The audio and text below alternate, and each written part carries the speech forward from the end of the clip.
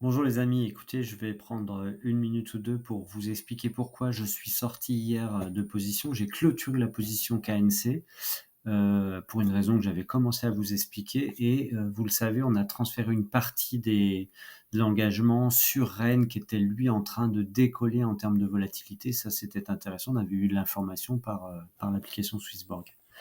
Donc si je reviens sur une visu en weekly ici sur la tablette, on fait un petit essai aussi, on va essayer de voir ce que ça donne en mode tablette.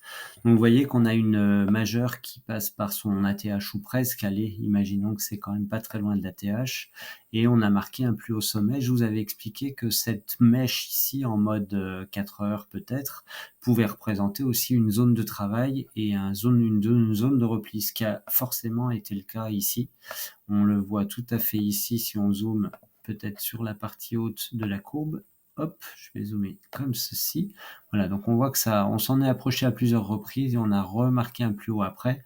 Donc c'est la raison pour laquelle lorsqu'on a brisé le support qui passait par ces droites ici, j'ai décidé de sortir plus ou moins peut-être ici. Ou par anticipation peut-être aussi.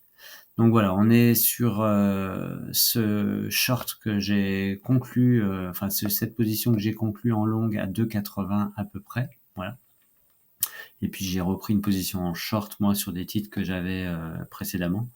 Donc avec l'idée qu'on va essayer d'aller chercher la respiration à 15 ou 20 points en dessous.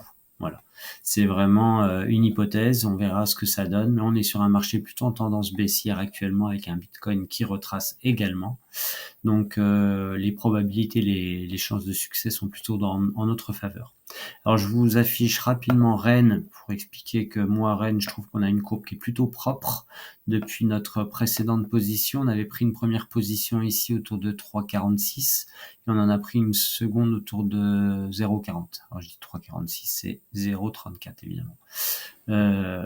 Et donc une autre autour de 0,40.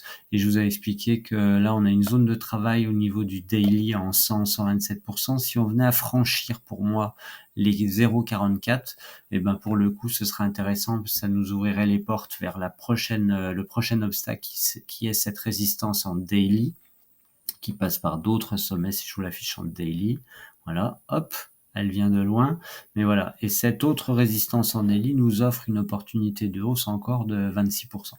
C'est la raison pour laquelle je pense que ça peut être intéressant d'être sur ce trade-là avec un début de volatilité. On le voit un peu contre-tendance quand même sur Rennes. C'est plutôt positif. Voilà, bah écoutez, j'espère que cet éclairage vous aidera aussi à prendre vos propres décisions. Ceci n'est pas un conseil en investissement. Allez, à très bientôt. Ciao, ciao.